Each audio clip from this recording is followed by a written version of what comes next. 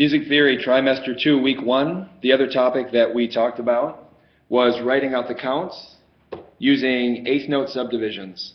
So we want to take a look at these rhythms, and while we're going through the counting process, we also want to make sure that we're thinking about subdivisions.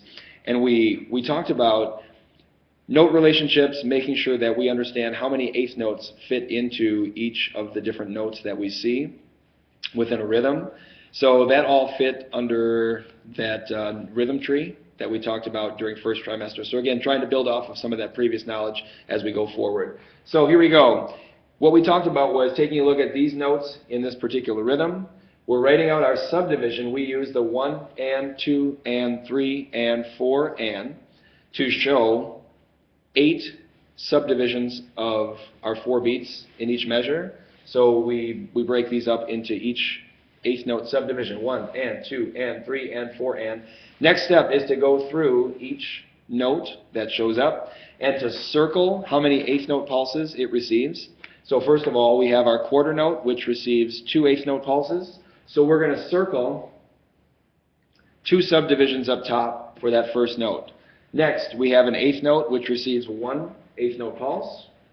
So we're going to circle 1 individually. Next note, 1 eighth note, 1 eighth note pulse, 1 circled eighth note. Same thing here for 2 more eighth notes. We're going to circle each of these subdivisions individually. We have a quarter note at the end, which gets 2 eighth note subdivisions. So we're going to circle the last 2. So the next step in the process was to write out these counts underneath the rhythm itself.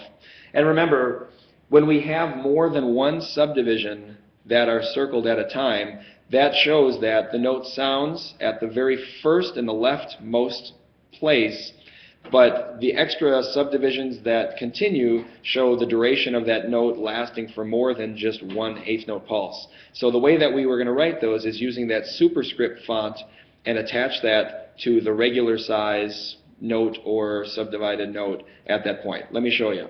So this note starts right on beat 1. So we're going to write beat 1 underneath there. But it is held for 1 extra eighth note subdivision. So that and of beat 1, we're going to put in superscript font and attach it to beat number 1. So 1 and. The next 2 notes, each one of them sound individually, and we know that because there's only 1 eighth note or 1 subdivision circled. So each of these are going to be in regular size font. So far we have 1 and 2 and. Next 2 eighth notes are going to receive the same type of subdivision that beat number 2 did. So each one of these are going to receive a full size or regular size font there. And our quarter note, we said there's 2 eighth note pulses. We see that because we circled 2 subdivisions. So the note is going to start first right on beat 4, which is going to be in full size font. But it actually is held for 1 extra eighth note pulse. So we're going to shrink that and attach it to beat 4. So if we wanted to clap this or count this, it would be 1 and 2 and 3 and 4 and 1 and 2 and 3 and 4 and. That's how we would count and clap that particular rhythm. Let's look at maybe one that's a little trickier. And by trickier, I mean now we have a dotted rhythm here. Now we have a dotted rhythm, plus we have some form of syncopation. So at first glance, this rhythm could look tricky, but if we follow these steps, I think you're going to find that it's really not that bad. So the first thing we need to know is how many eighth note subdivisions fit in a dotted quarter note.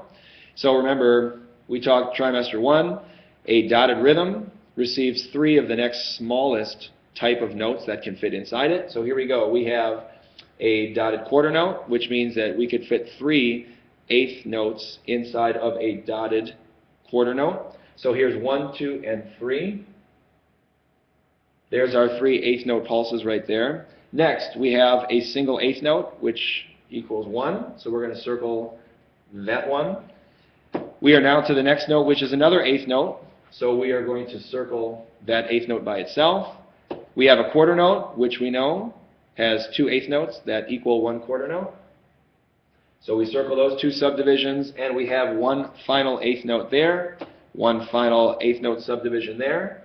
So if we did our math correct and we use up all the subdivisions, we're off to a good start. Now we got to write out the counts underneath. So the note starts all the way at the left-hand side, which is beat 1. So beat 1 is going to be in full-size font there, but the duration of that note goes for an extra 2 subdivisions. So we're going to shrink those, and we're going to attach them to beat 1. So there's beat 1 and 2 attached to beat 1. Next, we have a single eighth note, so therefore we are going to use the AND of beat 2 in regular size font. Next, we have one single eighth note, one single eighth note. It sounds right on beat 3, so in full size font, we write beat 3. Next, we have a note that's held for 2 eighth note subdivisions, but we have to write in full size font the one that shows up first to the left, which is the AND. And there's an extra eighth note worth of duration there, so beat 4 we're going to shrink and attach to the AND of beat 3. And then finally, the AND at the end of the measure all by itself. So if we want to, actually I'm going to write this a little bit bigger so that you can see that. Okay, so we have 1 and 2 and 3 and 4 and. So that rhythm, if we were to clap it and count it together, would be 1 and 2 and 3 and 4 and. So 1 and 2 and 3 and 4 and. Da, da, da, da, da. There's our syncopated rhythm, our dotted rhythm. Let me also just say too that we could substitute this eighth note right here. We could also just take that out and put in an eighth rest. We could put in an eighth rest. We would still count it the same, but instead of clapping on beat 3, that would be a silence, it would be a rest. So we would have 1 and 2 and 3 and 4 and. So we would still count it the same way, we just, instead of clapping on beat 3, we would just have a rest on beat 3. So eighth notes, eighth rests, quarter notes, quarter rests, half notes, they all work the same. One last example that I should just mention would be if we do have a half note. The half note has 4 eighth note pulses in it. So in this case, above it where we're writing out the counts, we would circle all 4 of those counts, and then writing the counts out underneath it. The note would start right on beat 1 in full-size font, and then we would have to shrink and to and attach that to beat 1.